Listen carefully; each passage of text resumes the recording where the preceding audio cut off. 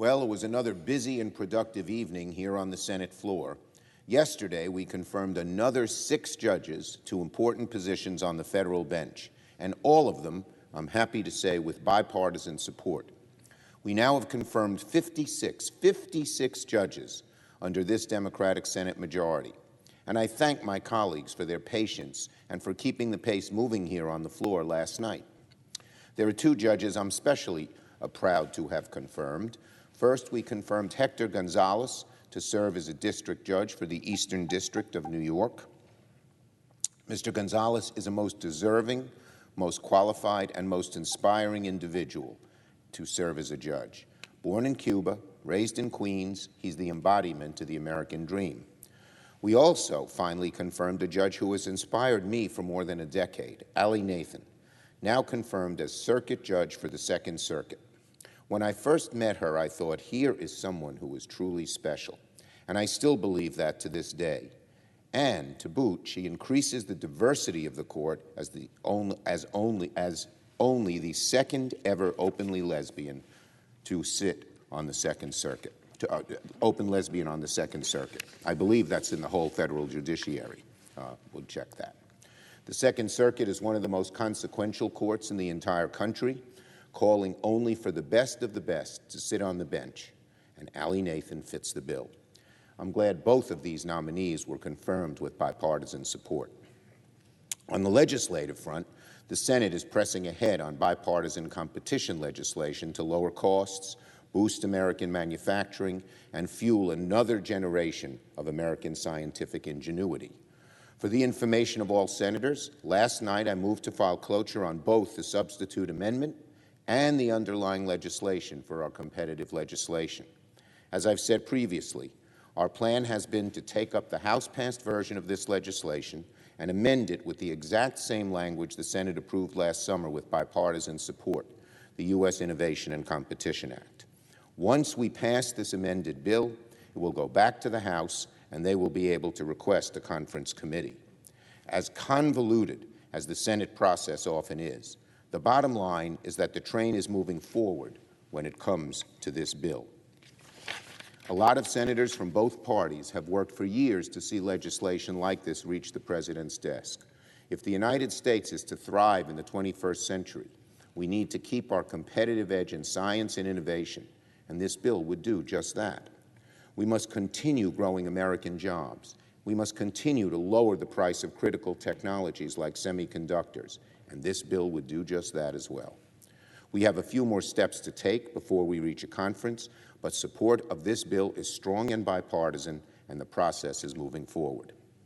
On PNTR, negotiations are continuing on passing bipartisan legislation to strip Russia of permanent normal trade relations with the United States.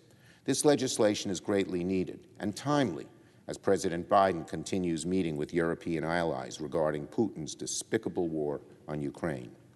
The House passed PNTR by 424 to 8. 424 to 8.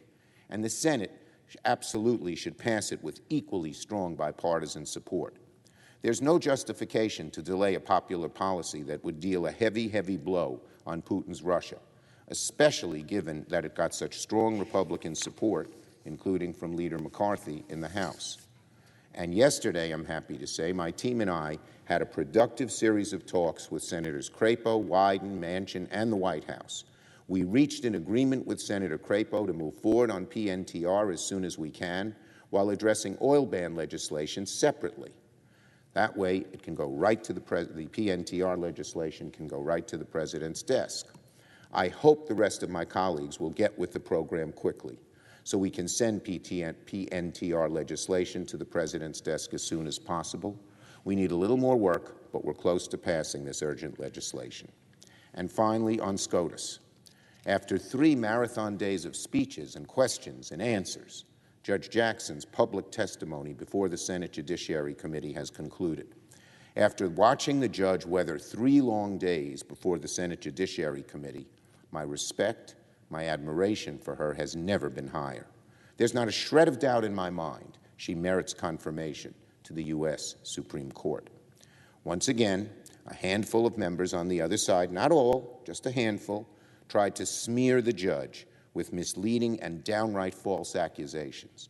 But once again, the judge remained poised, thoughtful, and strong in her answers. As Senator Booker said yesterday, no amount of cynicism and nastiness could overshadow Judge Jackson's nomination as a cause for celebration. She's not only a historic nominee, she's one of the most qualified nominees to ever come before the Judiciary Committee. Yesterday, Chairman Durbin announced the Judiciary Committee will meet on Monday afternoon to begin the process of reporting Judge Jackson's nomination at a committee. There is nothing in Judge Jackson's record suggesting that the committee should have difficulty reporting her nomination out. Once the committee concludes its work, I will move to have her nomination come to the floor in short order. The Senate is on track to have Judge Jackson confirmed as Justice Jackson by the end of this work period. I commend Judge Jackson for her excellent testimony of the course of this week. It's not easy to endure 3 days of testimony with the entire nation watching, but Judge Jackson has erased any doubt that she is brilliant, she is beloved, and she belongs, unquestionably belongs on the United States Supreme Court. I yield the floor and note the absence of a quorum. The clerk will call the roll. Ms. Baldwin.